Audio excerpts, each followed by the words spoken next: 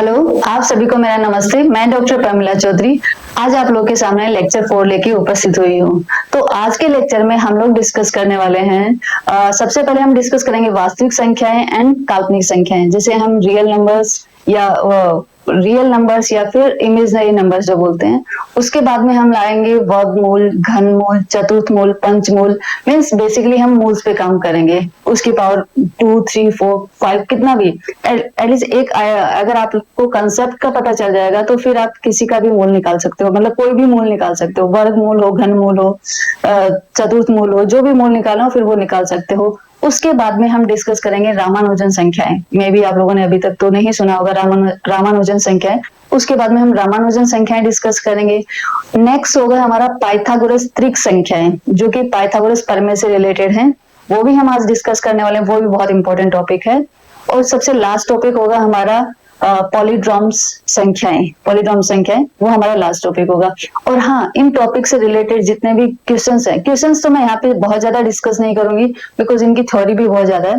तो हाँ, but concept मैं आपको विद एग्जांपल एक्सप्लेन करूंगी, जिससे आपको वो जो कॉन्सेप्ट है वो क्लियर हो जाए कि इससे रिलेटेड जो भी क्वेश्चंस फिर हम बाद में जब मैराथन क्लास में डिस्कस करेंगे तो फिर आप लोग इजीली उसको कर पाओगे। तो चलो आज की क्लास स्टार्ट करते हैं। सबसे पहले हमारा आता है वास्तविक संख्याएं एंड काल्पनिक संख्याएं। देखो, वास्तविक संख्याएं जो हमने अभी तक जितनी भी संख्याएं पढ़ी हैं वो सारी वास्तविक संख्याएं हैं। जैसे हमने डिस्कस किया प्राकृत संख्याएं, पूर्ण संख्याएं, पूर्णांक संख्याएं, परिमेय संख्याएं, अपरिमेय संख्याएं, बहुत सारी संख्याएं हम अभी तक डिस्कस कर चुके हैं।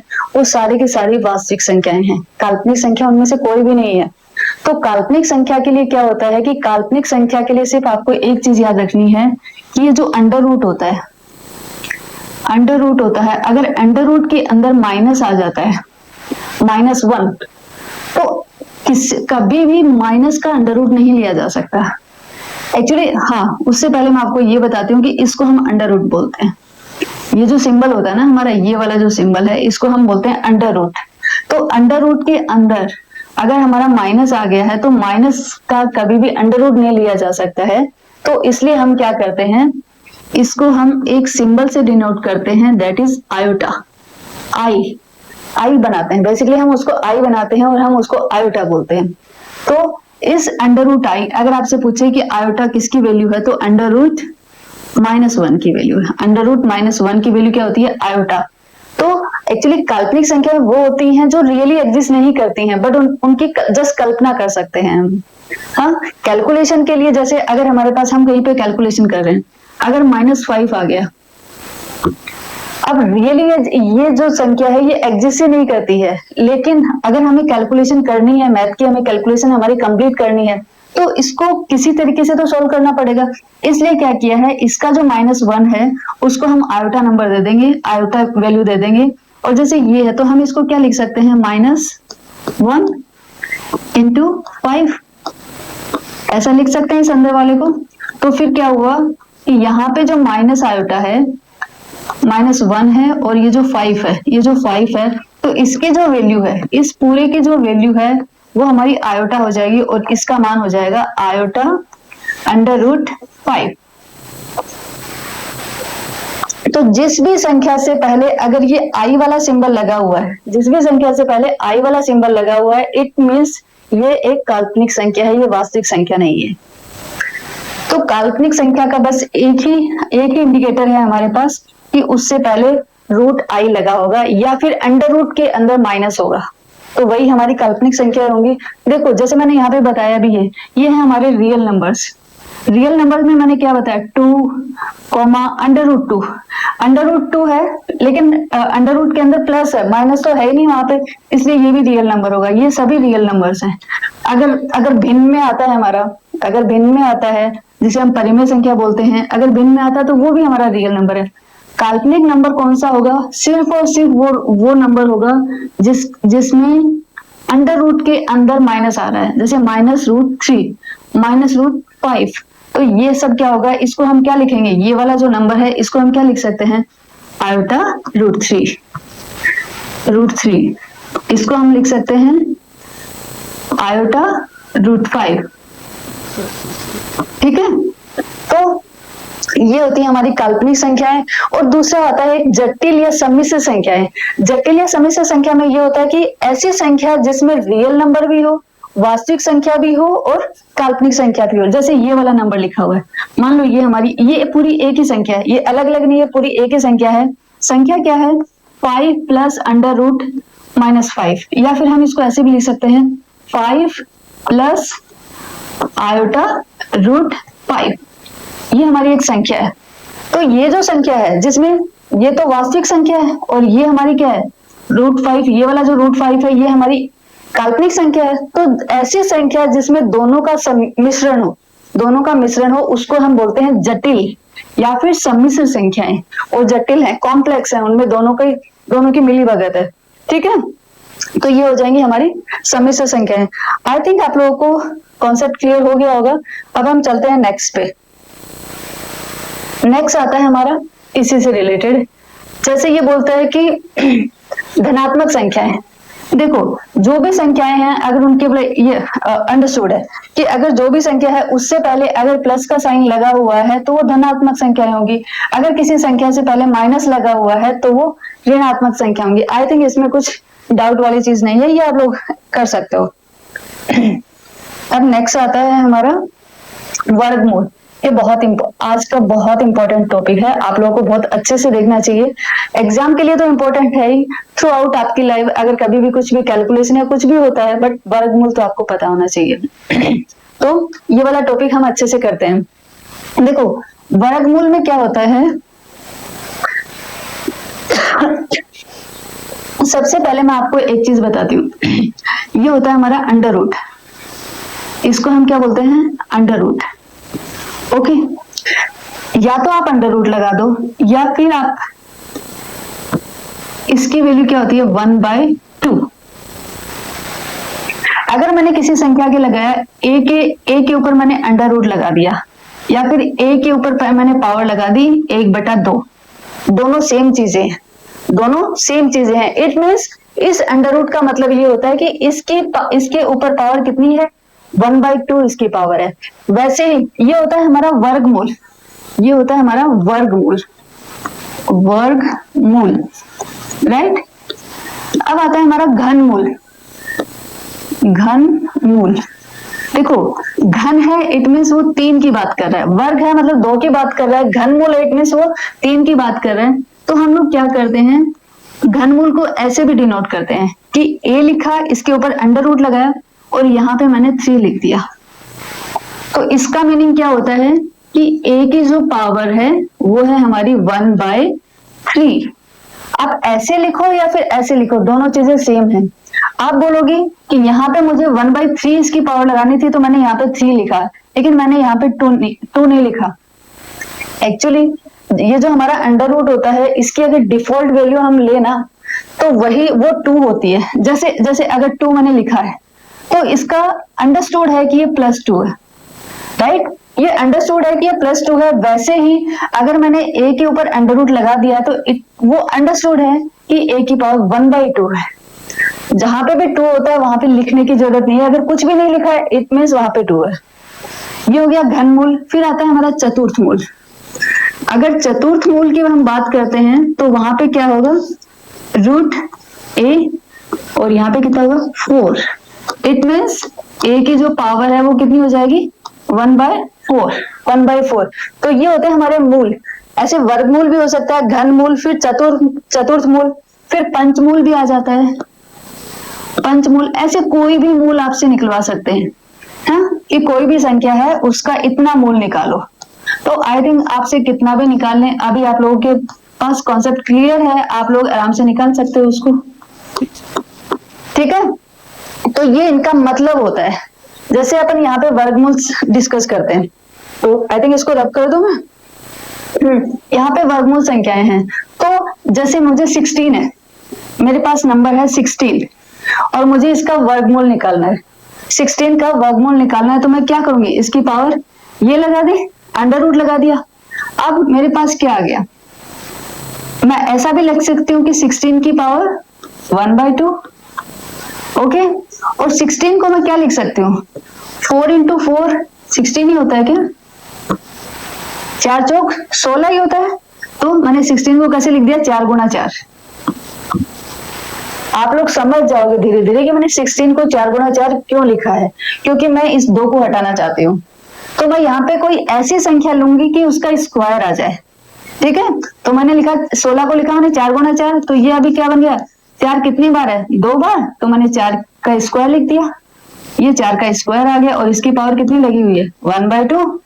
अब इसको आप ऐसे सोल्व करो, 4 की पावर 2 पहले से थी, और ये जो ब्रैकेट के अंदर होते हैं ना, ये पावर हमेशा मल्टीप्लाई होती है।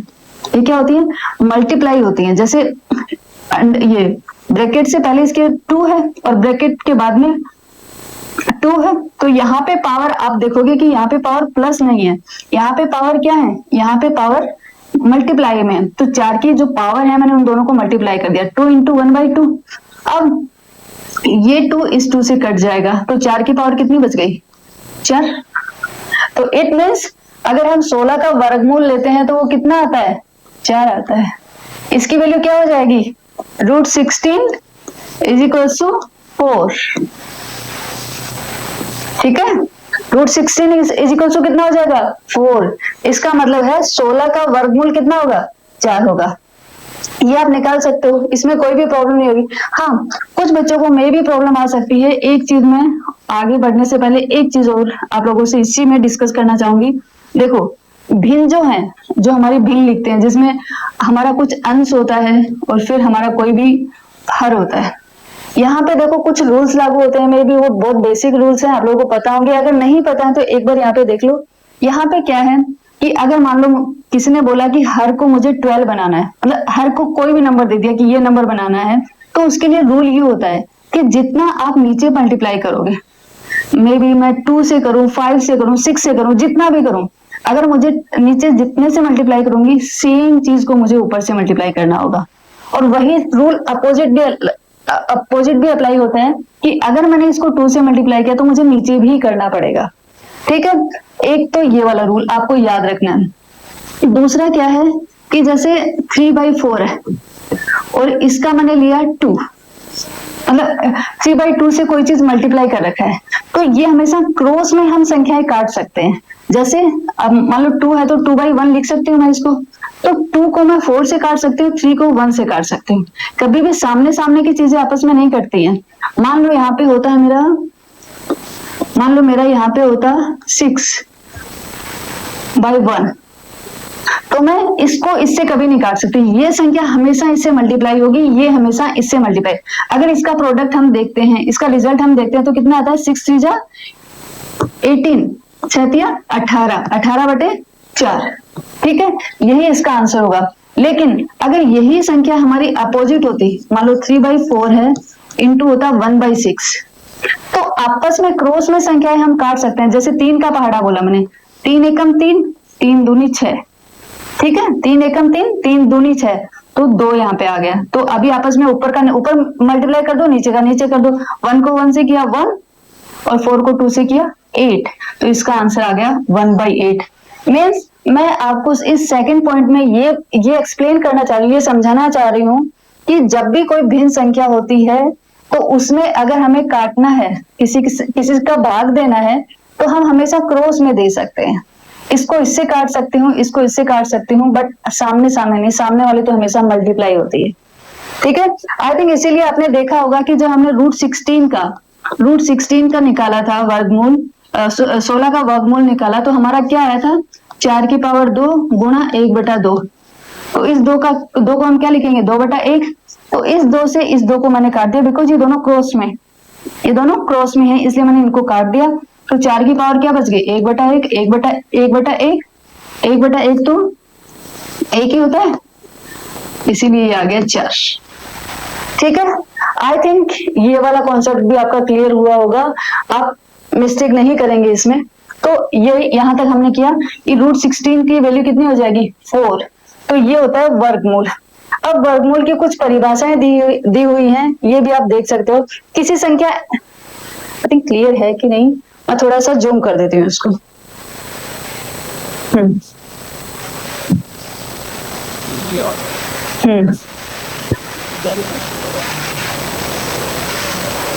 हाँ, किसी संख्या n का वर्गमूल वह संख्या है जिसे 2 बार गुणा करने पर n प्राप्त होता है, वो हमने अभी डिस्कस किया।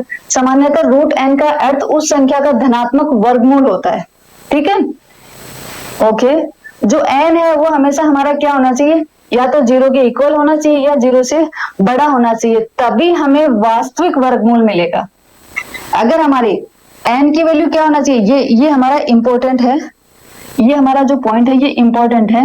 ये जो n की वैल्यू है हमारी, वो हमारी क्या होनी चाहिए, या तो देखो 2 साइन लगे हैं, n इक्वल्स टू 0, कि n या तो 0 के बराबर हो सकता है, n मतलब जो रूट के अंदर जो संख्या है हमारी, वो या तो 0 के बराबर हो सकती है या फिर 0 से बड़ी हो सकती है। तब तो हमारा क्या होगा, जो संख्या होगी वो क्या होगी, वास्तविक घन वर्गमूल होगा, वास्तविक होगा। क्यों, क्योंकि अगर वर्गमूल के अंदर माइनस संख्या आ जाएगी, अगर वो 0 से छोटी हुई वो संख्या, तो अगर माइनस आ जाएगा तो वो संख्या जो वर्गमूल निकलेगा वो तो वास्तविक तो निकलेगा नहीं, वो क्या आ जाएगा, फिर काल्पनिक वर्गमूल आ जाएगा। ठीक है, तो ये आपको ये वाला स्टेटमेंट याद रखना है। अब हम चलते हैं नेक्स्ट पे। अब देखो मैंने कुछ यहाँ पे एग्जांपल्स दिए हैं, तो ये जो वर्गमूल है ये आप लोगों को याद होने चाहिए, क्योंकि ये बहुत इजी है, बहुत इजी है, आपको याद करने में भी कोई प्रॉब्लम नहीं होगी। जैसे मैं आपको जल्दी जल्दी थोड़ा सोल्व करवा देती हूँ तो आप याद भी रहेगा आपको। देखो 1 का वर्गमूल तो 1 ही होगा, ठीक है, जैसे लिखा √1 लिखा, तो इस 1 को तो मैं ऐसे भी लिख सकती हूँ 1 × 1। अगर 1 की पावर 2 है तो एक 1 बाहर आ जाएगा। ऐसा ही होता है वर्गमूल में। वर्गमूल में अगर आप शॉर्ट ट्रिक से देखो ना, तो क्या होता है, जो 2 संख्या आपस में मल्टीप्लाई होती हैं, अगर वो दोनों सेम चीज हैं, तो एक इसके वर्गमूल से कट जाती है और एक संख्या बाहर आ जाती है। जैसे 4 वाला देखते हैं, अगर हमें 4 का वर्गमूल निकालना है तो हम कैसे करेंगे, √4 को आप कैसे लिखोगे, 2 × 2, ठीक है, 2 × 2। तो हमारा ये क्या हो जाएगा, वर्गमूल में एक कट जाएगा और एक √2 बाहर आ जाएगा, सॉरी 2 बाहर आ जाएगा। ऐसा ही होता है वर्गमूल में, शॉर्ट ट्रिक। हाँ, अब जैसे हमारे पास 9 का हम कैसे निकालते हैं, √9, इसको भी हम 2 में डिवाइड कर लेते हैं, तो ये कितना हो जाएगा, 3 × 3। जब 2 बार 3 है तो बाहर क्या आ जाएगा, एक बार 3 बाहर आ जाएगा। ऐसे 25 का है, 25 है, 5 5 जा 25, 5 25, तो 5 × 5 लिख दिया मैंने 25 को, तो एक 5 बाहर आ जाएगा। सेम ऐसे ही होगा आपका 36 का वर्गमूल 6 होता है, 36 का कितना होता है, 6 होता है, 49 का 7 होता है, 64 का 8 होता है, 81 का 9 होता है और 100 का 10 होता है। ये आई थिंक आप लोगों को सभी को याद होगा। अगर नहीं भी याद है तो एक बार उसको याद कर लेना, ये चीज तो आपको बेसिकली याद होनी चाहिए। हाँ, और दूसरा आप एक चीज याद रखोगे कि शून्य का वर्गमूल जो होता है वो शून्य ही होता है। जैसे 1 का वर्गमूल 1 होता है, वैसे शून्य का वर्गमूल भी शून्य होता है। अब होता है किसी संख्या का वर्गमूल धनात्मक और ऋणात्मक दोनों हो सकते हैं। हाँ देखो, जब भी हम ऐसे निकालते हैं ना, जैसे मैंने ये निकाला √4 निकाला, √4 का वर्गमूल जो निकाला, वो जो है वो जो आता है तो उसके पहले प्लस माइनस दोनों साइन होते हैं। अब मतलब दोनों हो सकते हैं, वो जो वर्गमूल निकालते हैं ना, अब जो वर्गमूल, सॉरी यहाँ पे तो 2 ही आएगा, लेकिन मैं बता रही हूँ कि जो वर्गमूल निकालते हैं, जो इसकी जो वैल्यू आती है, ये दोनों होती है। ऐसा नहीं है कि हमेशा पॉजिटिव नंबर्स ही आएंगे, ठीक है, दोनों हो सकते हैं। अपूर्ण वर्गमूल ये होता है कि मतलब जिसका वर्गमूल हम निकाल ना पाए, जैसे √2 है, √2 का वर्गमूल कैसे निकालोगे, क्योंकि 2 तो कोई संख्या नहीं है जिसकी किसी 2 का मल्टीप्लाई करें तो 2 की वैल्यू निकल जाए, नहीं है, इसीलिए 2 एक क्या है, अपूर्ण वर्गमूल है। इसकी तो एक पर्टिकुलर वैल्यू होती है 1.414, जो हम हमेशा याद रखते हैं कैलकुलेशन के लिए। आगे भी इसके बहुत सारे नंबर्स होते हैं, ठीक है। ऐसे √3 है, √3 का भी कोई वर्गमूल नहीं निकल पाता है। जैसे दशमलव में संख्या आती है, पॉइंट के बाद में संख्या लिखनी पड़ती है, कोई एक ऐसे सिंगल डिजिट में नहीं आती, सिंगल या डबल या ट्रिपल डिजिट में नहीं आती है, ये दशमलव आ जाता है, इसको हम दशमलव बोलते हैं, दशमलव आ जाता है। तो जहां पे दशमलव आ जाए वो अपूर्ण वर्गमूल होता है। तो जैसे √2, √3, √5 ये क्या है, अपूर्ण वर्गमूल है। इसका हम पूरा वर्गमूल नहीं निकाल सकते हैं। ये दशमलव में कभी समाप्त नहीं होते हैं और आवर्ती भी नहीं होती है, कि इनका ये बोल रहे हैं कि जैसे √2, √3, √5 है ना, इसका अगर हम वो निकालते हैं, इसका अगर हम वर्गमूल निकालते हैं तो कितना आता है 1.414। आगे भी इसके बहुत सारे नंबर्स आते हैं जो कि हम जनरली याद नहीं रखते हैं। तो ये यही बोल रहा है कि दशमलव के बाद में भी समाप्त नहीं होते हैं, चलते रहते हैं, चलते अनंत तक चलते हैं, और आवर्ती भी नहीं होती है। आवर्ती का मतलब ये है कि ऐसा नहीं है कि जैसे 414 आ गया तो अब आगे भी 414 आएगा। जैसे कुछ नंबर में ऐसा होता है ना कि वो वही सेम नंबर रिपीट होते रहते हैं, तो यहाँ पे कोई आवर्ती नहीं होती है। अपूर्ण वर्गमूल जो होते हैं वहां पे कोई आवर्ती नहीं होती और वो समाप्त भी नहीं होते हैं, उनको हम बोलते हैं अपूर्ण वर्गमूल। तो आई थिंक ये सब आपको क्लियर हो गया होगा। अभी हम चलते हैं नेक्स्ट पे। नेक्स्ट आता है हमारा घनमूल। अच्छा अभी वर्गमूल है, ओके। वर्गमूल में ये 2 पॉइंट डिस्कस कर रहा है, यहाँ पे 2 पॉइंट डिस्कस कर रहा है, 2 तथ्य डिस्कस कर रहा है। जैसे √2 का लिया इसने 1.41 और गणित का सबसे पहला अपरिमेय वर्गमूल माना जाता है। जैसे √2 जो है हमने परिमेय और अपरिमेय संख्याएं पढ़ी हैं, तो अपरिमेय संख्या में हमने यही पढ़ा। कौन कौन सा पढ़ा हमने अपरिमेय संख्या में? √2, √3, √5, √7 यही थे हमारे अपरिमेय संख्या में। कौन कौन सी थी हमारी अपरिमेय संख्याएं? डोंट से कि आप लोग भूल गए हो, आप लोगों को याद होना चाहिए क्योंकि मैंने पढ़ा है आप लोगों को कि अपरिमेय संख्याएं कौन सी होती हैं। अपरिमेय संख्याएं कौन सी होती हैं?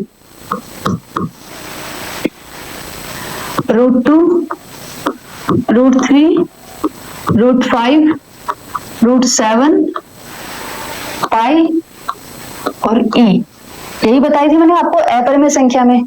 और इसका रूल क्या बताया था? कौन सी संख्याएं अपरिमेय होती हैं?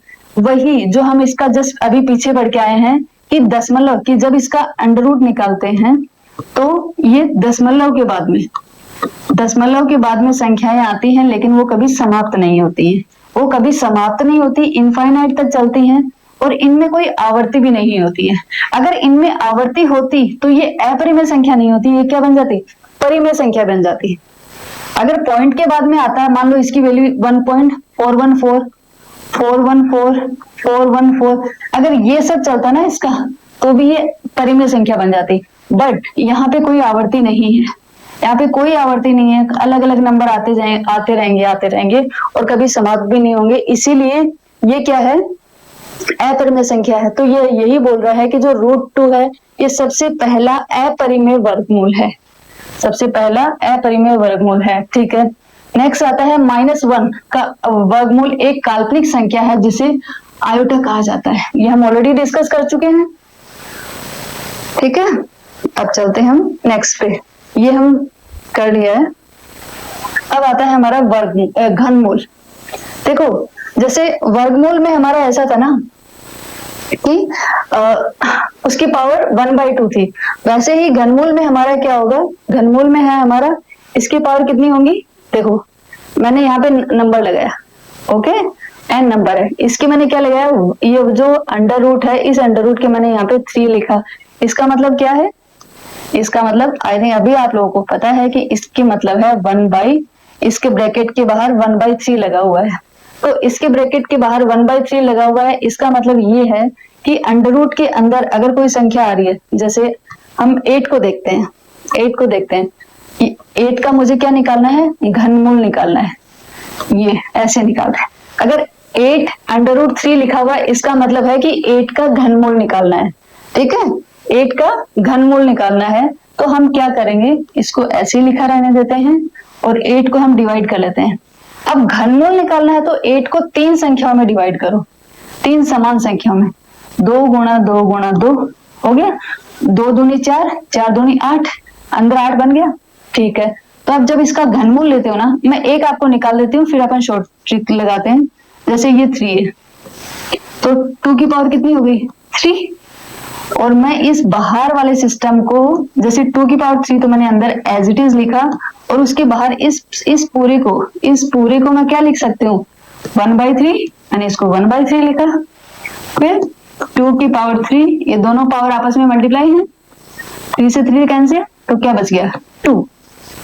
ओके, तो आप लोगों को यहाँ पे शॉर्ट ट्रिक में क्या देखना है कि घनमूल में हम क्या करते थे कि अगर 2 संख्या है तो जब घनमूल निकालते हैं तो एक संख्या बाहर आ जाती है, राइट? वैसे ही घनमूल में क्या होगा, जब हम घनमूल निकालेंगे तो उसमें जो 3 संख्याएं हैं, अगर 3 संख्याएं होंगी तो एक संख्या बाहर आ जाएगी, मतलब इसका जो कैलकुलेशन होगा वो कितना 2। तो हम यही शॉर्ट ट्रिक निकले ना कि अगर हमारे अंदर 3 है, 3 2 है तो एक 2 बाहर आ जाएगा जब उसका घनमूल निकालेंगे। ओके, अब जैसे ये 3 वाला आता है 27, 27 का हमें घनमूल निकालना है, ठीक है। तो ऐसा कोई नंबर है जिसमें 27 को हम 3 बार मतलब जिसको उस संख्या को 3 बार मल्टीप्लाई कर सके। जैसे 3 मुझे लिख रहा है, 3 तिया 9, 9 तिया 27। मैंने 27 को कैसे लिखा, 3 गुणा 3 गुणा 3। तो बाहर आंसर कितना आ जाए। इस पूरे को सोल्व करने के बजाय आप सीधा का सीधा 3 लिख सकते हो, आपको पता है। ओके, ऐसे ही अगर हम 4 का करते हैं तो 4 का कितना होगा, 4 का हमें क्या निकालना है, 64 का हमें क्या निकालना है, घनमूल। ये 3 लिखा, 64, अब 4 इंटू 4 इंटू 4, 4 चौक 16, 16 चौक 64, इसको मैं ये लिख सकती हूँ, ठीक है। तो हमें पता है कि इस पूरे कैलकुलेशन से बाहर क्या आएगा, 4। ओके, तो ये होता है घनमूल और वर्गमूल, हम पहले डिस्कस कर चुके हैं। तो अगर ज्यादा नहीं कर सको तो सिर्फ यहां तक भी आप याद कर लेना। घनमूल अगर ज्यादा नहीं कर सको तो यहाँ तक आप याद कर लेना। देखो ये तो हमें याद ही रहते हैं, 1 8 27 64 125, ये तो याद है, 216, ये आई थिंक ये हमें वैसे ही अगर आप बार बार निकालोगे तो आपको वैसे ही याद हो जाएंगे। घनमूल और वर्गमूल जो होते हैं 1 से 10 तक हमें हमेशा याद रखने चाहिए। जैसे यहाँ पे इन्होंने 27 का निकाला, हम लोगों ने वही निकाल लिया, हाँ ठीक है। अब नेक्स्ट आता है हमारा अच्छा, यहाँ पे भी हमने घनमूल के अच्छा कुछ विशेषताएं बताई है घनमूल की, कि क्या क्या विशेषताएं हैं। धनात्मक संख्या का घनमूल, देखो अगर कोई धनात्मक संख्या मान लो 27 है, ये हमारी प्लस है, तो कोई दिक्कत ही नहीं है, सीधा का सीधा जैसे हम निकाल रहे हैं वैसा का वैसा उसका उसी तरीके से निकाला तो हमने आ गया। जो हम अभी कैलकुलेशन कर रहे थे वो धनात्मक संख्या का घनमूल ही था। अब आता है ऋणात्मक संख्या का घनमूल। यहाँ पे देखो अगर ऋणात्मक संख्या का निकाला तो हमारा क्या आ गया, -3 आया है। वो कैसे आया, जैसे मैंने कितना निकाला, -27 का निकाला, क्या निकाला, घनमूल निकाला। अब देखो इसको अगर मैं लिखती हूँ, मेरा 3 एज इट इज है, 27 को मैंने क्या लिखा, -3 इंटू -3 लिख सकते हो ना ऐसे, क्योंकि समान है। देखो जो तीनों संख्याएं हैं वो समान होनी चाहिए। मेरी ये भी -3 है, ये भी -3 है और ये भी -3 है। और अगर मैं इन तीनों को मल्टीप्लाई करती हूँ तो मेरे पास ये वाली संख्या आती है। करके देखो, 3 तिया 9, 9 तिया 27, माइनस माइनस प्लस और प्लस माइनस माइनस। तो इन तीनों को अगर मैं मल्टीप्लाई करती हूँ तो मेरे पास क्या आता है, यही वाली संख्या आती है, -27 आती है, इसलिए मैंने यही लिखा। तो जब इसको हम सोल्व करेंगे तो क्या आएगा, जब तीनों सेम संख्याएं हैं तो हम बाहर भी मेरा क्या आएगा, -3। ठीक है, एक ये भी चीज आप लोग याद रखो, जैसे माइनस इंटू माइनस कहीं पे भी आता है तो वो क्या होता है, माइनस माइनस प्लस हो जाता है। अगर प्लस माइनस आता है, ऐसे लिखती हूँ आपको, अगर कहीं माइनस माइनस का गुणा होता है तो वो प्लस हो जाता है। अगर माइनस प्लस आता है तो वो माइनस ही रहता है। अगर प्लस माइनस आए तो वो भी माइनस रहता है। अगर प्लस प्लस आए तो वो तो प्लस होता ही है। ये चीजें आपको हमेशा याद रखनी चाहिए, बहुत बेसिक चीजें हैं बट आप लोगों को याद रखनी चाहिए कि माइनस माइनस क्या हो जाएगा, प्लस हो जाएगा, minus plus minus plus minus minus, मतलब अगर दोनों साइन सेम है तो जो प्रोडक्ट है वो हमारा प्लस ही आएगा। अगर दोनों का साइन सेम है, इस संख्या का भी और इस संख्या का भी, तो हमारा प्रोडक्ट होगा वो सेम होगा। लेकिन अगर दोनों का साइन जो है अपोजिट है तो हमारा जो प्रोडक्ट होगा उसके ऊपर भी माइनस साइन आएगा। ओके, तो हमने -27 का घनमूल निकाला तो हमारा कितना आ गया, -3 आ गया। तो यहाँ पे क्या लिखा है, किसी ऋणात्मक संख्या का घनमूल ऋणात्मक होता है। किसी ऋणात्मक संख्या का अगर हम घनमूल निकालेंगे तो वो क्या होगा, ऋणात्मक होगा। शून्य का घनमूल शून्य ही होता है। हाँ, जैसे ऋणात्मक संख्या का घनमूल तो जो है वो तो कितना होगा, ऋणात्मक होगा। लेकिन अगर मैं एक चीज और पूछती हूँ आपसे, मैं एक तथ्य बोलती हूँ, आप मुझे बताना कि वो सही है या गलत है। एक ऋणात्मक संख्या का वर्गमूल ऋणात्मक होगा? नहीं। एक ऋणात्मक संख्या का वर्गमूल ऋणात्मक कभी नहीं होगा। ठीक है, जैसे ऋणात्मक संख्या मान लो मैंने ली, मैं क्लीन करती हूँ, हम वर्गमूल की बात कर रहे हैं। मान लो मैंने ली मैंने एक ऋणात्मक संख्या है -16, नहीं 3 दूनी 9, 3 तिया 9, अगर -9 है, ठीक है, -9 है, मुझे इसका क्या निकालना है? वर्गमूल निकालना है। -9 का वर्गमूल निकालना है, तो क्या मैं इसे ऐसे लिख सकती हूँ क्या? -3 इंटू -3? नहीं, मैं नहीं लिख सकती इसको। -9 को मैं -3 इंटू -3 नहीं लिख सकती हूँ। क्यों?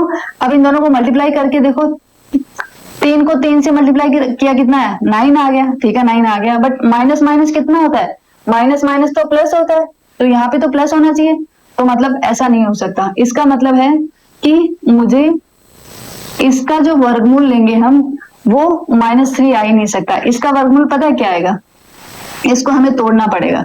इसको हमें कैसे तोड़ना पड़ेगा? ऐसे, माइनस का रूट अलग लेना पड़ेगा और ये 9 का रूट अलग हो जाएगा। ठीक है, ये दोनों चीजों का आपस, मतलब ये भी एक रूल है कि आप इसको ऐसे डिवाइड करके लिख सकते हो। अब अंडर रूट माइनस है, ये तो क्या हो जाएगा हमारा? आयोटा। ये आयोटा की वैल्यू है हमारे पास, और √9 की वैल्यू कितनी हो जाएगी? 3। ठीक है, तो अंडर रूट -9 की वैल्यू कितनी आएगी? आयोटा 3 आएगी, -3 नहीं आएगी। तो ये तथ्य भी बहुत इंपॉर्टेंट है, आप इसको याद रखना। मे भी एग्जाम में तथ्य के रूप में आपसे पूछ सकते हैं कि ऋणात्मक संख्या का घनमूल, किसी ऋणात्मक संख्या का घनमूल भी ऋणात्मक होता है। ठीक है, और 0 का घनमूल तो 0 ही होता है। अब हम चलते हैं नेक्स्ट पे। नेक्स्ट है हमारा चतुर्थ मूल संख्या है। चतुर्थ मूल संख्या है। चतुर्थ मूल भी वैसे ही निकलेगा, देखो जैसे हमारा घनमूल निकला है वैसे ही हमारा चतुर्थ मूल निकलेगा। चतुर्थ मूल को लिखते कैसे हैं? आप चतुर्थ मूल ऐसे भी लिख सकते हो, आप ऐसे भी लिख सकते हो कि किसी भी संख्या, जैसे n कोई संख्या है, कि जैसे n कोई संख्या है, उसकी पावर अगर मैंने 1/4 लगा दी, तो ये क्या निकलवा रहा है? चतुर्थ मूल निकलवा रहा है। किसका? n का। और मैं इसको ऐसे भी लिख सकती हूँ, लिखने के बहुत सारे तरीके हैं। इसको आप ऐसे भी लिख सकते हो, n अंदर आया, उसका मैंने वर्गमूल लगाया और फिर यहाँ पे 4 लगा दिया। तो इसका मतलब है कि n की पावर कितनी है? 1/4 है। तो चाहे ये पूछे कि n का ये कितना होगा, n का ये कितना होगा, या पूछे चतुर्थ मूल कितना होगा, तीनों चीजें सेम ही है, तीनों चीजें सेम ही पूछ रहा है वो। ठीक है, तो यहाँ पे भी वही है। जैसे 1 का, देखो 1 का तो 1 ही होगा, जिस भी मूल में देख लो, चाहे वर्गमूल में देखो, घन मूल में, चतुर्थ मूल, पंचमूल, किसमें भी देखो 1 का 1 होगा और 0 का 0 होगा। तो यहाँ पे तो देखने का कोई मतलब नहीं। नेक्स्ट पे आ जाओ। नेक्स्ट है हमारी संख्या 16। ठीक है, नेक्स्ट है हमारी 16 का हमें क्या निकालना है? चतुर्थ मूल निकाला है, राइट। तो हमें चतुर्थ मूल निकालना है, तो 16 को हमें किसी 4 संख्या में डिवाइड करना पड़ेगा। ठीक है, तो आई थिंक वो संख्या 2 होनी चाहिए। ओके, जैसे मैंने 2 को लिख दिया, 2 गुणा 2 गुणा 2 गुणा 2, 4 बार आ गई। 1 2 3 4, 4 बार आ गई। तो अब मैं लिख सकती हूँ कि 2 की पावर कितनी? 4, और इसके बाहर पावर कितनी लिखी हुई है? 1/4। 4 से 4 कैंसिल, बाहर कितना आ गया? 2 आ गया। इट मीन्स चतुर्थ मूल में क्या होगा? जब 4 बार 2 है, तो जब उसका चतुर्थ मूल करेंगे तो 1 2 बाहर आएगा आंसर में, राइट। घनमूल में अगर 3 बार 2 है तो वो 1 2 बाहर आएगा घनमूल में। वर्गमूल में अगर 2 बार 2 है तो 1 बार बाहर आएगा वो। ठीक है, ऐसा आप निकाल सकते हो। अभी कोई सा भी मूल निकलवा ले आपसे, पंचमूल, षटमूल, षष्ठमूल, कोई सा भी निकलवा ले, आई थिंक आप लोग इजीली निकाल लोगे, उसमें कोई प्रॉब्लम नहीं होगी। पर हाँ, इसको याद करने की जरूरत नहीं है, क्योंकि इतना कुछ याद नहीं कर पाओगे। वहीं पे एग्जाम में निकाल के देख लेना। ठीक है, वहीं पे एग्जाम में। अब देखो, अगर मान लो आपसे पूछे कि 16 है, 16 किसका चतुर्थ मूल है? अब मेरे को तो ये सारी चीजें तो याद नहीं रहती हैं, तो हम एक शॉर्ट ट्रिक कर सकते हैं कि अगर हमें 16 है, अगर हमें पूछे, मतलब एक क्वेश्चन सोल्व करने के 2 तरीके होते हैं, एक आप ऊपर से टॉप से सोल्व करो, एक आप बॉटम से सोल्व करो। मैं आपको एक बॉटम से सोल्व करने का तरीका बता रही हूँ। कि जैसे ही मूल वाले आते हैं, तो मान लो 16 दिया, 16 दिया और 16 का आपको क्या निकालना है, चतुर्थ मूल निकालना है।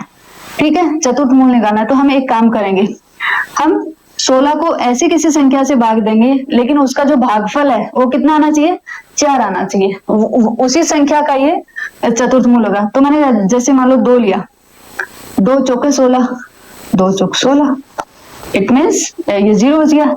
इट मीन्स ये क्या है, 16 क्या है, 2 की पावर 4। 16 को हम क्या लिख सकते हैं, 2 की पावर 4। तो इट मीन्स ये जो 16 का जो चतुर्थ मूल होगा वो कितना होगा हमारा, 2 होगा। तो आप उस किसी भी संख्या को भाग देके देख सकते हो। ठीक है, तो ये हो गया हमारा चतुर्थ मूल। और अब हम चलते हैं पंचमूल पे। अच्छा, अभी भी दुआ, ओके। चतुर्थ मूल में कुछ इसकी विशेषताएं हैं, वो भी देख लेते हैं हम। धनात्मक संख्या का चतुर्थ मूल, किसी धनात्मक संख्या का चतुर्थ मूल धनात्मक ही होता है। मैं थोड़ा जूम कर देती हूँ अगर आप लोगों को नहीं दिखाई दे रहा है तो। इसकी विशेषताएं पढ़ लेते हैं, क्योंकि विशेषताएं मैंने देखा कि तथ्य के रूप में बहुत आती हैं, और इसीलिए मैं चाहती हूँ कि आप लोग विशेषताएं भी अच्छे से पढ़ो। पहला क्या आता है, धन, पहला क्या आता है, धनात्मक संख्या का किसी धनात्मक संख्या का चतुर्थ मूल धनात्मक होता है। अगर कोई भी संख्या है, अगर उसका हमें चतुर्थ मूल निकालना है तो वो हमेशा क्या होगा, धनात्मक ही होगा, कभी भी ऋणात्मक नहीं हो सकता। जैसे हमने देखा कि घनमूल ऋणात्मक हो सकता है, घनमूल ऋणात्मक हो सकता है, बट ना ही तो वर्गमूल है वो ऋणात्मक होगा, ना ही चतुर्थ मूल ऋणात्मक होगा, और पंचमूल भी ऋणात्मक हो सकता है। ठीक है, तो ये तथ्य याद रखना है। नेक्स्ट आता है ऋणात्मक संख्या का चतुर्थ मूल वास्तविक संख्या नहीं होता, क्योंकि कोई भी वास्तविक संख्या 4 बार गुणा करने पर ऋणात्मक परिणाम नहीं दे सकती। सही है, ये क्या बोल रहा है, ये भी बहुत इंपॉर्टेंट है कि ऋणात्मक संख्या का चतुर्थ मूल, अगर हम कोई भी ऋणात्मक संख्या मान लो, जैसे अभी हमने निकाली थी 16, वो तो धनात्मक थी, लेकिन अगर मैं निकालती हूँ -16, तो -16 का जो आंसर होगा ना, अगर इसका चतुर्थ मूल निकालते हैं, तो इसका जो चतुर्थ मूल निकलेगा वो कोई भी वास्तविक संख्या नहीं होगी, वो कितना होगा, -2 होगा। वो क्या होगी, एक ऋणात्मक संख्या होगी। ओके, नेक्स्ट आता है शून्य का चतुर्थ मूल, शून्य ही होगा। 1 और 0 का तो हम भूल ही जाते हैं, सभी मूल उसके सेम ही होते हैं इनके। तो आप जो विशेषताएं है ना, ये विशेषताएं हमेशा ध्यान से अच्छे से पढ़ा करो, इनसे क्वेश्चंस बन सकते हैं। अब कुछ अलग अलग टाइप के ये नंबर्स दिए हुए हैं, ये भी एक बार हम लोग देख लेते हैं। मैं थोड़ा जूम करती हूँ, और ये वाले नंबर भी हम देख लेते हैं, ये भी बहुत इंपॉर्टेंट नंबर है, पता है।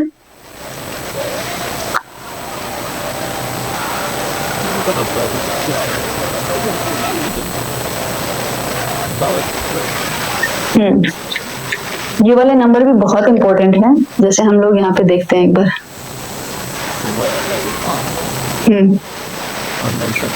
कुछ डिफरेंट नंबर्स दिए हुए हैं। एक आता है पंचमूल संख्या, पंचमूल संख्याएं। तो पंचमूल तो हमारा क्या होगा, किसी संख्या का 5। चतुर्थ मूल के बाद में क्या आता है, पंचमूल। मीन्स हम ऐसा भी बोल सकते हैं कि n की पावर कितनी, 1/5, यही हमारा पंचमूल होगा। जिनका 5वां मूल पूर्ण संख्या में प्राप्त हो, पंचमूल संख्याएं कहलाती हैं। जैसे 32 का पंचमूल कितना होगा, 2। 32 का पंचमूल कितना होगा, 2। 243 का 3, शायद हम निकाल के देख सकते हैं। ठीक है, तो ये होता है हमारा पंचमूल, आप निकाल के देख लेना। नेक्स्ट आती है द्विधारी। वैसे मुझे लग नहीं रहा कि पंचमूल में से कोई आएगा, क्योंकि आपका अगर रीट लेवल 1 का एग्जाम है तो आई थिंक घनमूल में अगर ज्यादा से ज्यादा करेंगे तो चतुर्थ मूल आ सकता है, उससे आगे नहीं आएगा। बट एटलीस्ट आप लोगों को पता होना चाहिए, अगर आप एग्जाम में तुक्का भी लगा रहे हैं तो आप थोड़ा सा सोल्व करके फिर लगाएं, आपको आइडिया होना चाहिए कि अगर जैसे 32 का अगर आपसे पूछे कि 32 का घनमूल कितना है, तो अगर आप आइडिया तुक्का लगा रहे हैं तो कम से कम 32 में अगर आंसर में आप 2 पे टिक लगा रहे हैं तो आप क्या करोगे, 32 को 2 से एक बार भाग दे के देख लेना। अगर 32 को मैंने 2 से भाग दिया तो कितनी बार गया, 2 एकम 2, 2 6 12, 32। इट मीन्स 2 की पावर अगर हम कितने लगाते हैं, 2 दूनी 4, 2 दूनी 4, 4 दूनी 8, 8 दूनी 16, 16 दूनी 32। इसका मतलब है कि अगर आप 2 पे टिक लगाते हैं, 2 पे टिक लगाते हैं तो आप क्या करोगे, 2 को एक बार 5 बार गुणा करके देख लो कि 32 आ रहे हैं कि नहीं आ रहे हैं। ठीक है, आप जिस पे भी टिक लगा रहे हो आंसर में, उसको एक बार 5 बार मल्टीप्लाई करके देख लो कि वो संख्या आ रही है कि नहीं आ रही है। उसके बाद में आता है हमारा द्विधारी, द्विआधारी, जिसे हम बाइनरी संख्याएं भी बोलते हैं, ये भी बहुत इंपॉर्टेंट है। द्विधारी या बाइनरी संख्याएं, बाइनरी संख्या में सिर्फ हमारे पास 2 अंक होते हैं।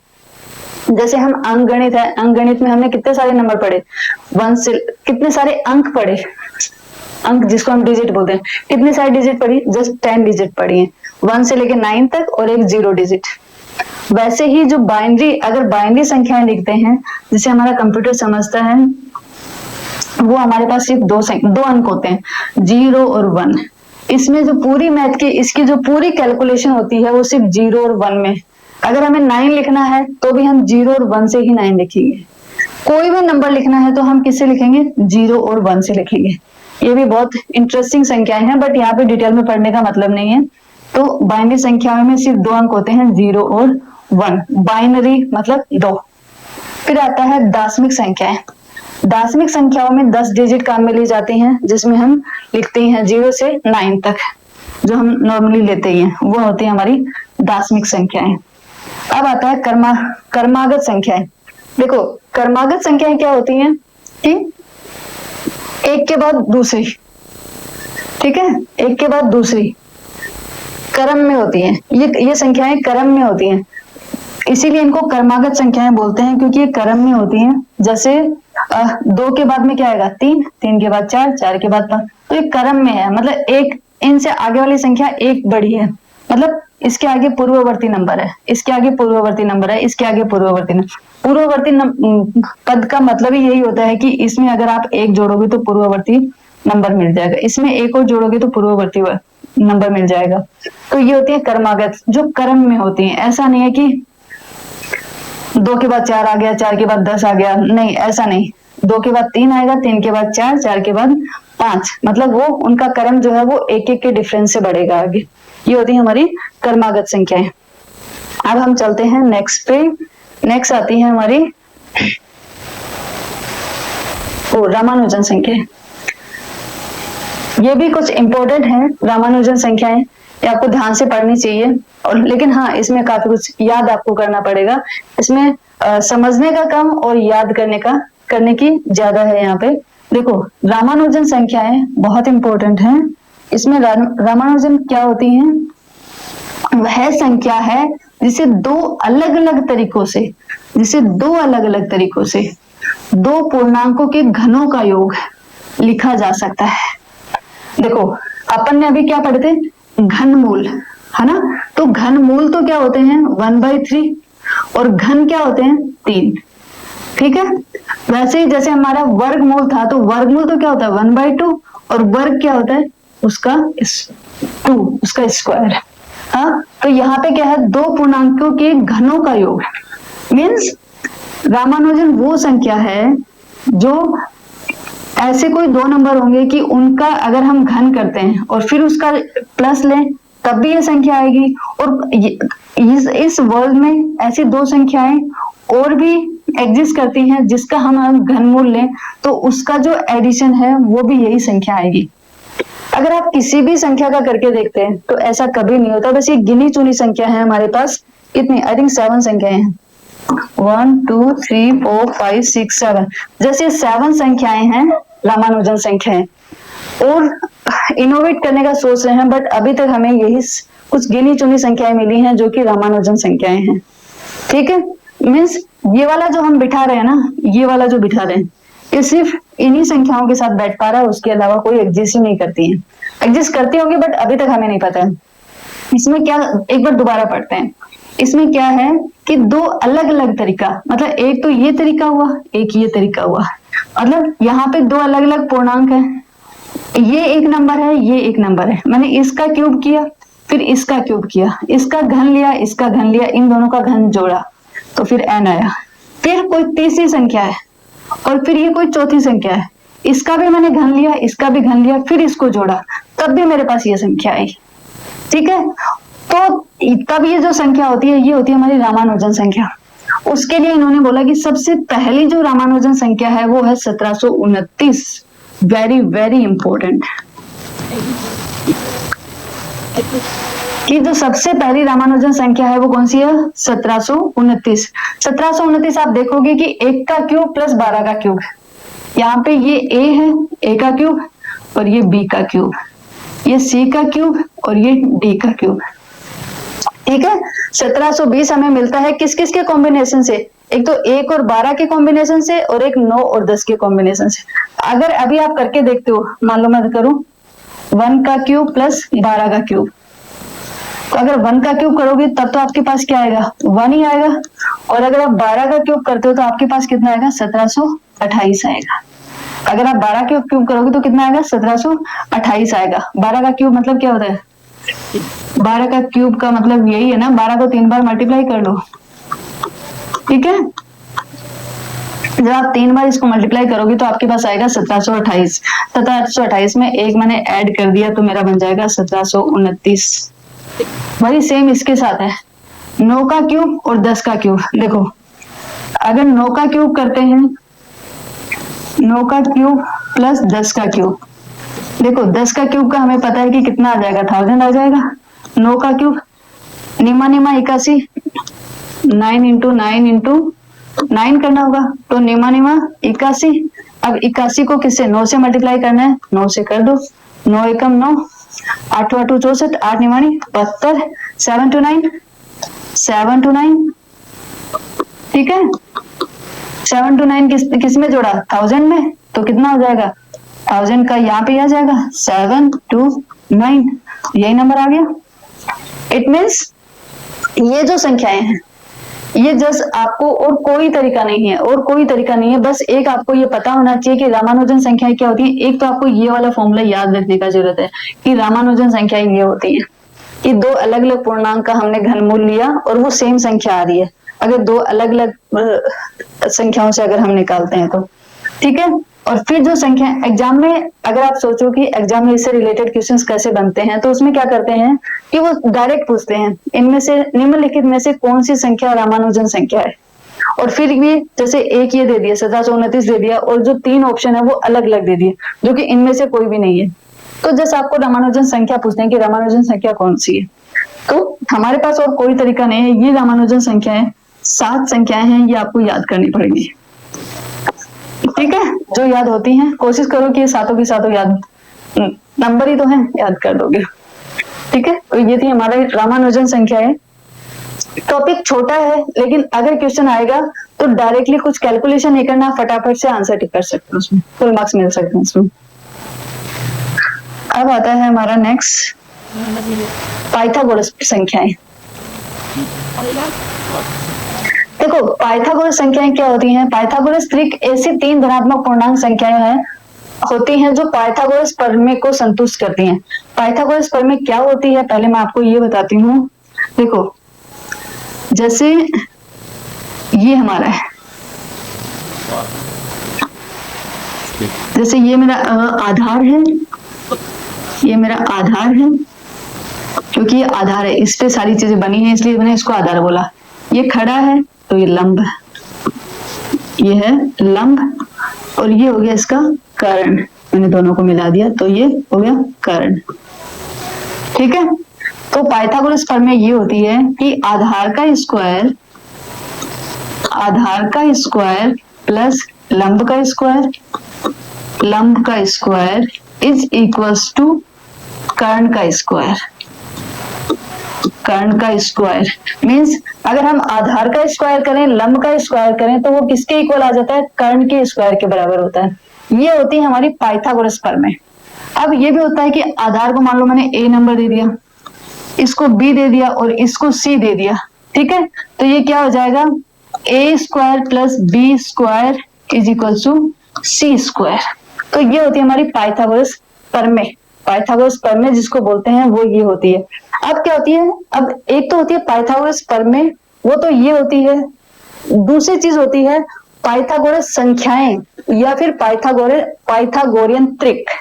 पाइथागोरियन त्रिक पाइथागोरियन ट्रिक का मतलब ये है कि इसमें 3 संख्याएं होती हैं और उनमें जो जैसे ए, बी और सी, पाइथागोरियन ट्रिक ऐसे 3 धनात्मक पूर्णांक संख्याएं होती हैं जो पाइथागोरस प्रमेय को संतुष्ट करती हैं। ठीक है, इसमें 3 संख्याएं होंगी और 3 ऐसी संख्याएं होंगी जो पाइथागोरस प्रमेय को संतुष्ट करती है। मीन्स ये वाला समीकरण हमारा सेटिस्फाई करना चाहिए, तो फिर हम इससे पाइथागोरस ट्रिक कौन सी बनेगी, ए, बी, सी, ये वाला। ठीक है, जैसे इन्होंने यहाँ पे दिया 3, 4, 5, जैसे इन्होंने दिया 3, 4, इसमें क्वेश्चन ऐसे बन सकता है कि आपसे ये पूछे कि ये जो संख्याएं हैं, जैसे मान लो ऊपर वाला दिया हुआ है 3, 4, 5, ये पाइथागोरस ट्रिक है कि नहीं है। आपको चेक करना है कि ये पाइथागोरस ट्रिक है कि नहीं है। तो आप कैसे चेक करोगे, पाइथागोरस ट्रिक कौन सी संख्याएं होती है जो पाइथागोरस प्रमेय को संतुष्ट करती हैं। पाइथागोरस प्रमेय क्या है हमारी, A square plus B square is equal to C square. यहाँ पे ए क्या है, A is equal to 3, B is equal to 4 and C is equal to 5। तो ये कितना होगा, ए का स्क्वायर, 3 का स्क्वायर प्लस 4 का स्क्वायर इज इक्वल टू 5 का स्क्वायर इज इक्वल टू 5 का स्क्वायर। 3 का स्क्वायर कितना, 9, 4 चौक 16 प्लस 5 25, 16 और 9 25, तो 25 बराबर 25। इट मीन्स दोनों साइड बराबर है। इसका मतलब है कि ये जो है ये पाइथागोरस प्रमेय को संतुष्ट करती है, जैसे इसने निकाल के दिखाया यहाँ पे करती है, इसीलिए पाइथागोरियन ट्रिक है। ऐसे 5, 12, 13 है, इसको भी अगर आप निकाल के देखोगे तो ये भी सेटिस्फाई कर रही है। तो अगर पाइथागोरियन ट्रिक आपसे पूछते हैं, आप इनको याद तो नहीं रख सकते, इतने सारे नंबर को याद तो नहीं रखोगे। अगर आपसे पूछते हैं कि ये पाइथागोरियन ट्रिक नंबर है कि नहीं है, तो आप उसी टाइम पे उनमें पाइथागोरस प्रमेय लगा के देख लो। अगर वो उसको सेटिस्फाई कर रहा है, संतुष्ट कर रहा है, संतुष्ट करने का मतलब ये होता है कि जो चीज दाईं साइड और बाईं साइड दोनों बराबर होने चाहिए, दाईं साइड और बाईं साइड दोनों बराबर होने चाहिए, तभी हम ऐसा बोलते हैं कि ये उसको संतुष्ट कर रहा है। तो अगर ये उसको संतुष्ट कर रहा है तो ये पाइथागोरियन ट्रिक संख्याएं हैं, अदरवाइज नहीं है। ठीक है, अब हमारा नेक्स्ट आता है परम संख्याएं, परम संख्याएं और पॉलीड्रोम संख्याएं। ओके, ये भी दोनों बहुत अच्छी संख्याएं हैं, मतलब इंटरेस्टिंग है। देखो परम संख्याएं, ये भी आपको हमेशा याद रखना चाहिए। परम संख्या को हम क्या बोलते हैं, absolute numbers. Absolute numbers, absolute number का मतलब ये होता है कि किसी संख्या का वह मान होता है जो उसकी दिशा से स्वतंत्र होता है। ठीक है, दिशा मीन्स हम ये भूल जाते हैं कि वो पॉजिटिव है या नेगेटिव है, हम सिर्फ उसका मान देखते हैं, उसका परम देखते हैं, उसका मैग्नीट्यूड कितना है वो देखते हैं, उसका साइन कौन सा है वो हम भूल जाते हैं। तो परम संख्या वही होती है। परम संख्या का सिंबल क्या होता है, परम संख्या का अगर हम सिंबल देखें कि किसी संख्या का परम निकाल रहे हैं, तो हम कैसे निकालेंगे कि किसी भी संख्या के बाहर अगर हम 2 लाइन लगा देते हैं, इसका मतलब है कि उसका हम परम निकाल रहे हैं। जैसे मैंने निकाला ए का, ठीक है, तो ए का अगर परम निकालती हूँ तो ए ही होगा। इन दोनों लाइन का मतलब ये है कि अगर -a है और मैंने उसका परम लिया है, तो उसका परम कितना आएगा, a ही आएगा। ये परम जो होता है, ये इसके जो साइन होते हैं ना, जो प्लस लगता है या माइनस लगता है, उसको हटा देता है, उसको हटा देता है और उसकी वैल्यू हमेशा वही संख्या पॉजिटिव में दे देता है। और इसको हम कभी कभी मॉड्यूलस भी बोलते हैं। क्या बोलते हैं, मॉड्यूलस, ए का मॉड्यूलस, -a का मॉड्यूलस। तो यही बोलते हैं कि ए का मॉड्यूलस भी 1 होता है और -1 का मॉड्यूलस, -1 का मॉड्यूलस भी 1 होता है। ये होती है हमारी परम संख्याएं। तो परम संख्या में आपसे ये पूछ सकते हैं कि परम संख्या में कौन सा तथ्य सही है। ओके, परम संख्या में परम संख्या से रिलेटेड आपका कौन सा तथ्य सही है, ऐसा पूछ सकते हैं। या फिर आपसे पूछ सकते हैं कि जैसे ये है -5, इसकी वैल्यू कितनी होगी, तो आप समझ जाना कि -5 का क्या निकलवा रहे हैं, परम निकलवा रहे हैं, तो इसकी वैल्यू कितनी होगी, 5 होगी। अगर किसी भी संख्या के बाहर अगर हमारा मॉड्यूलस आग लगा दिया है हमने, तो इसका मतलब है कि वो पॉजिटिव नंबर होगा। इसके 2 तथ्य हैं, ये याद रख लो कि ये जो मॉड्यूलस है, मॉड्यूलस x है, इसका मान x होगा। अगर हमारा जो x है वो या तो 0 होगा या 0 से बड़ा होगा। 0 से बड़ा होगा मतलब अगर x हमारा पॉजिटिव नंबर है, या तो 0 है या फिर धनात्मक संख्या है, तो इसका मान क्या होगा, x होगा। दूसरा ये क्या बोल रहा है, ये जो मॉडुलस x है इसका मान क्या होगा, -x होगा, अगर x हमारा क्या है, नेगेटिव नंबर है, 0 से छोटा है। 0 से छोटा मतलब ऋणात्मक संख्या है। अगर ऋणात्मक संख्या यहाँ पे होगी तो ये माइनस लग के पॉजिटिव हो जाएगा। तो ये दोनों तथ्य ही परम संख्या को सेटिस्फाई करते हैं, इसीलिए दोनों बहुत इंपॉर्टेंट हैं, आप इसको याद रखिए। ठीक है, जैसे मॉडुलस 0 का मान 0 होगा, मॉडुलस -5 का मान कितना होगा, 5, और मॉडुलस 5 का मान भी 5 होगा। तो ये थी हमारी परम संख्या। और अब नेक्स्ट आती है पॉलीड्रॉम संख्याएं। पॉलीड्रॉम संख्याएं क्या होती हैं, देखो वे संख्याएं होती हैं जो दाएं से काउंट करो या फिर आप बाएं से काउंट करो, आप किसी भी साइड से काउंट कर लो उनको। ठीक है, पॉलीड्रॉम संख्या ये भी इंपॉर्टेंट है, ये भी आपके लिए इंपॉर्टेंट है, आपको ये याद रखनी है कि पॉलीड्रॉम संख्याएं वो होती हैं कि आप चाहे उनको दाएं से काउंट करो, दाएं से बाएं के साइड में जाओ या फिर बाएं से दाएं की तरफ जाओ, वो एक जैसी ही पड़ी जाती है। ठीक है, जब आप संख्या को उल्टा करते हैं तो वही संख्या प्राप्त होती है। जैसे उदाहरण के लिए मैंने कुछ बताया यहाँ पे, जैसे 121 है, अब मैं इधर से देखूंगी तब भी 121 है, और अगर मैं इधर से पढ़ना चाहूँ तब भी 121 है। ठीक है, जैसे इधर से पढ़ू तो 121 है, इधर से पढ़ू तो भी कितना है, 121। ओके, जैसे ये है, इधर से भी पढ़ लो इसको, सेम ही नंबर है, इधर से पढ़ूंगी तब भी कितना आएगा, 5 5 5 5 5 5 5 5 1 2 3, इधर से पढ़ो 1 2 3। तो ये पॉलीड्रॉम संख्याएं होती है। ठीक है, इनको हम क्या बोलते हैं, पॉलीड्रॉम संख्याएं, क्योंकि इनका उल्टा भी वही संख्या होती है। तो आज की क्लास के लिए, आज की क्लास हम यहीं पे खत्म करते हैं, अगले लेक्चर में नए टॉपिक के साथ मिलते हैं। तब तक के लिए आपको थैंक यू। और अगर मेरे चैनल को आप लोगों ने सब्सक्राइब नहीं किया है तो प्लीज आप लोग सब्सक्राइब करें, जिससे जो भी नया वीडियो आता है वो जल्द से जल्द आप लोगों तक पहुंच पाए। Thank you.